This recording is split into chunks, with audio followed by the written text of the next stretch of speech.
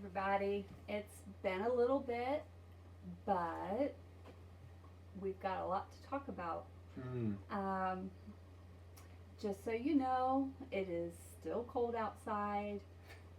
Just, just, just putting it out there. Just putting it out there. Utah's cold, and And we're then coming from Colorado, so it's a different cold. it bites a little, and then you've got the wind. You know. So Yeah, so we live down in like a like it's bowl. mountains. Yes, and it's mountains surrounding us. And that wind gets going at night. It's burr. It's burr. And my stars, I have Troy hung them outside, and like it'll Yes, bang. big metal stars. And so we have to, if we know it's going to be windy, have to try and take it off. Yeah. Anyway, so it's cold. So Alright. we're gonna go. So we've done 6 video vlogs, whatever. Whatever. And for the most part, it's been, we've shared difficulties, but I feel looking back, it's been a lot of rainbows and sunshine. That is not going to be this video. We're And gonna I think that it's fair that we share the Follies. yeah, because there's those things. Now, mind you, it is still rainbows and sunshine. It's I fine. love my home. I love where we are. I love the scenery. But we do want to talk about the Follies because that's vastly important. So the first one is though you have a compost toilet, right? And I, being the hippie that I am, I dig on it. I love it. It's great. However, it did kind of cause a little bit of marital discourse.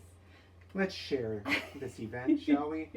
So, if you're not familiar with compost toilet, it's exactly what it sounds like. So there's no plumbing. It sounds gross. You have to see it and know it. I mean, it's not. It doesn't smell like it's meant to be in homes like this. So Quit judging. It's a better way Yeah. of life. I'm worried about the planet. compost lives matter. Right? Anyway, So, so for this toilet, every couple weeks you got to take it outside and clean it out, and we have a little compost barrel that you put everything in, and after a few months it turns into fantastic fertilizer for the garden that we're going to have. woo-hoo. But The pea. yeah, so and yeah, that has to be empty every other couple days. And if not, things like what happened to me on Saturday, where I'm like, hey, it's been a few days, I should empty it. I'm not paying attention. It was like first thing in the morning. And if you know me, you know just how much of a morning person I am. Wink. So I come down here and I unlatch what holds it in, the for urine, and it was overflow. It was more than filled. So when I broke the seal to carry out the container, what was more than the container was sitting up and just spilled through the spigot onto my feet. But that's not even what what I wanted, the one I wanted to share regarding compost toilet follies 2020. The first time I cleaned this thing out, like full on, took it outside, get new mulch put in, because you put mulch in there, and when you're done doing your thing, you churn it, and it's fine. It works fine.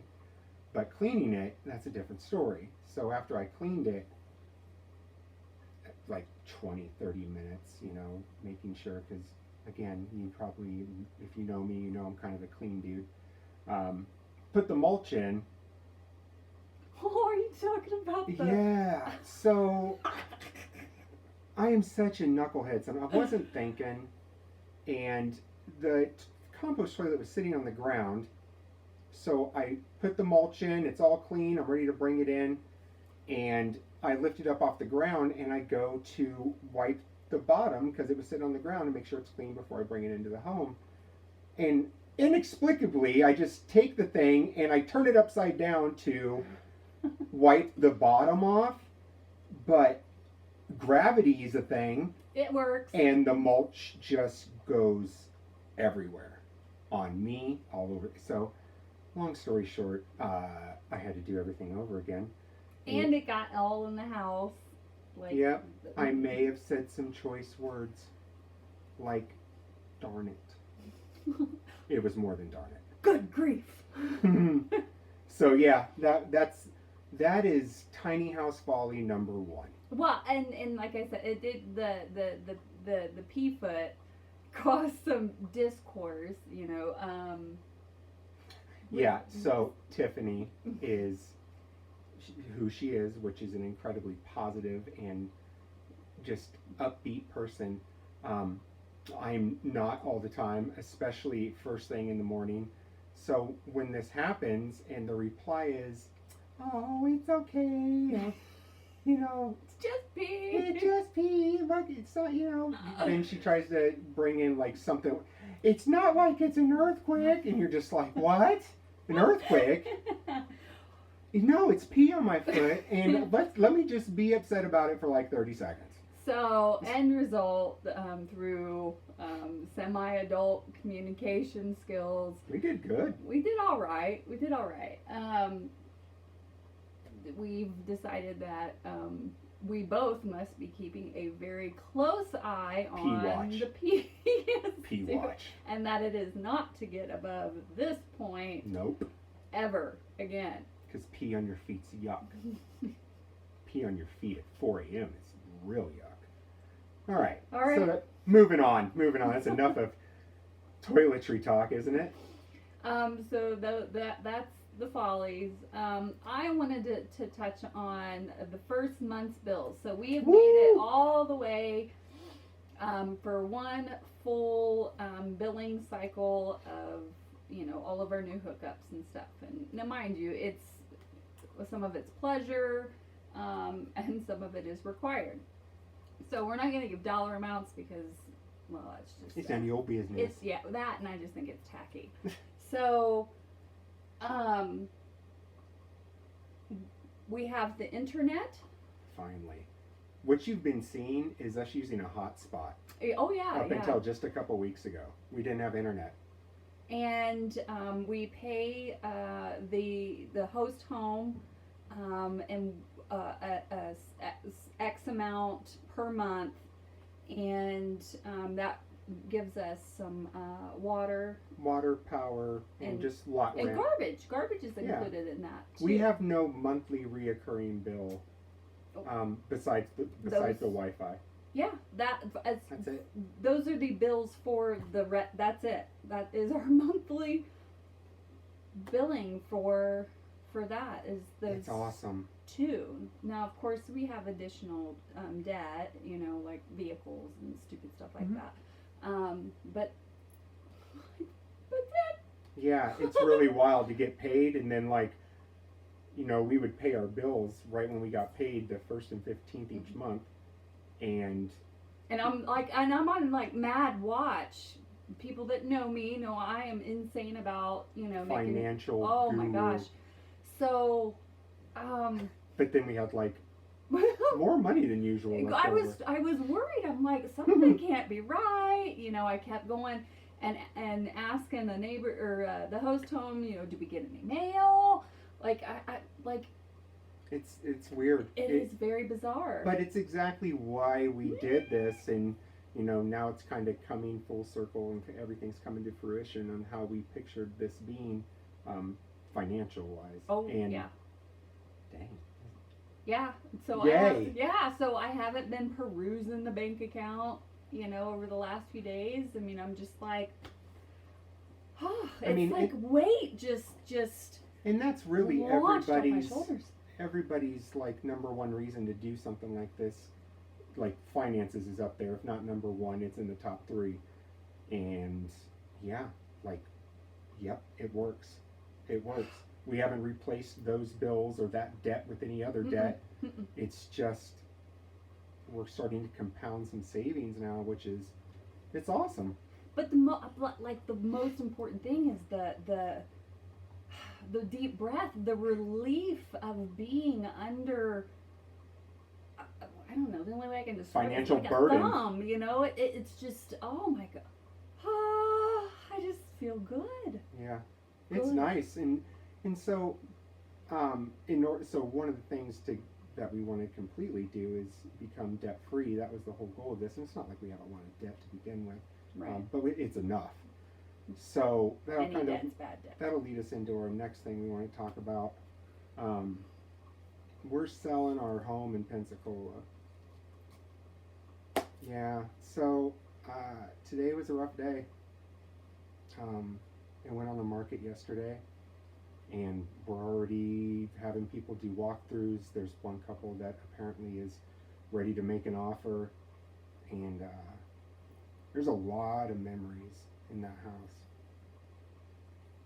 So it definitely hit me today. Today wasn't a really good day. Just a lot of different things. There's a lot of changes in our life. From tiny home living is one of many. You know, it's a different. I'm at a different type of command. We are living in a different world. We are living in a different world, and I'm not Am I exaggerating? No. It's not that it's bad. No. But Utah, it's specifically where we are currently. It's different. It's taking some adjustment. It's Different. Yeah. Society behaves different. And if you are a quote unquote outsider, which we are, not in a bad way, just we're not from Utah, nor do we really, we're not really involved in what they're involved with. You are definitely kept at a distance, and understandably so. We talked about it earlier today. Like, I liken it to almost like someone who has been dealing with like almost racism or whatever, you know, because of their specific belief system. Up. Yeah, that they are very guarded. I get it. I completely understand. It's just taking us a little harder to break some of those barriers to gain that trust, so that they know who we are and that we're not ugly like that. We're not going to judge them for their beliefs, whatever. So that's a little, you know, that's been a trial. I want to make, you know, some girlfriends, you know, so. Yeah. And we found a church here that we're going to, like the churches that we have attended in the past. So, and those type of churches are very few and very, very far between. I think there's like 20 people. I think that's what the the congregation is like a dozen to 20. 20 would be that's the most. That's a high estimate. Yeah. But the point is that there's other people like us in the area, but not that many. This is a very close-knit community. We're in Eagle Mountain. This is very, very what Utah is about. That this is where they would take the picture for the dictionary definition. It's just very conservative. They're so great though. Like, they are nice and they're polite and clean. They don't drive well. The worst drivers on the planet. I don't even want. That's a different video. That gets its own video. Wow, they don't drive. The drivers.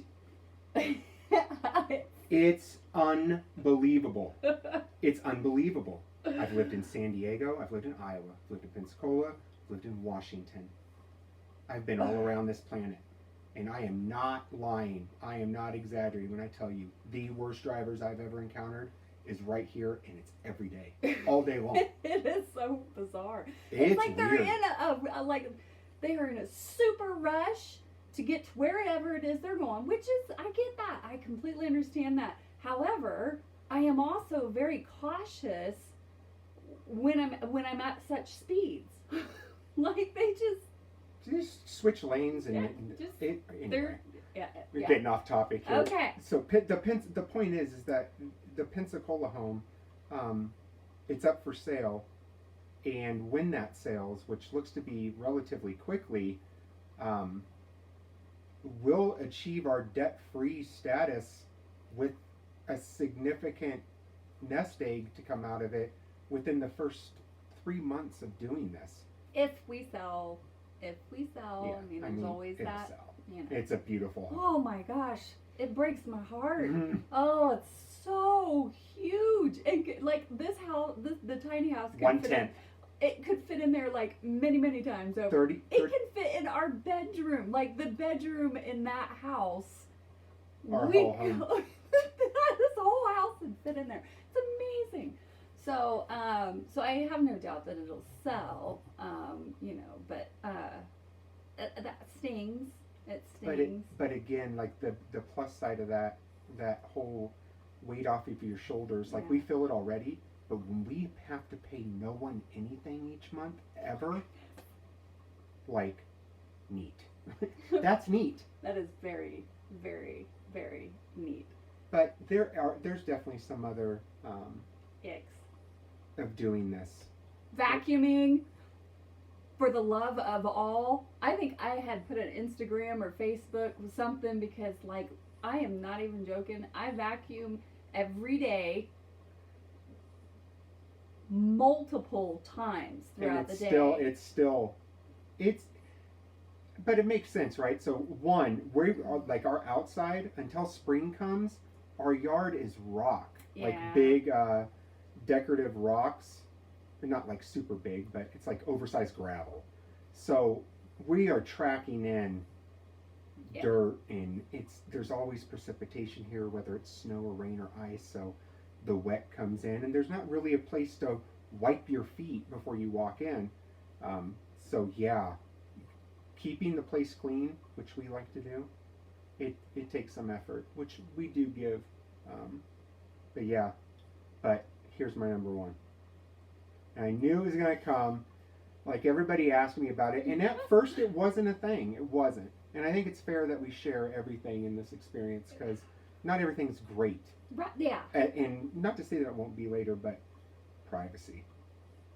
See, and it don't bother me. Nothing. It doesn't bother me a bit. Privacy is a thing, and I'm going to share a story, and just hear me out, because it's just real. So, I'm going to the bathroom. I'm in the bathroom, and Tiffany just walks in and starts messing with the shower, and it hit me right then. This is like 4 days ago.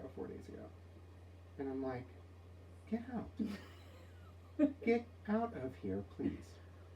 And she gave me that look, and I'm like, because there's no doors here. There's things that separate rooms is like curtains or very thin boundaries. So there's already a privacy issue with or without the human being being there. But then you add a human being in a very tiny space within a very tiny space. And for me, it was like, all right, we've got to set up some ground rules here. When I'm back here, no. Just no. So I just wanted to start it takes the bathtub forever to fill, and I just wanted to start the bath so that I can have a bath in about 30 minutes. Wait 30 seconds. I don't know. I don't know how long he's going to be in there. I just wanted to get it going. But anyway, you got to move the shower curtain out, so it was a little more invasive. And like he said, we did discuss some more personal boundaries, and that's one that, think about the places where we've lived. Like Colorado, I had the Bolt Cave, which is a room dedicated to football and manliness and a place to get away. Pensacola, I had that garage that looked like an NFL locker room.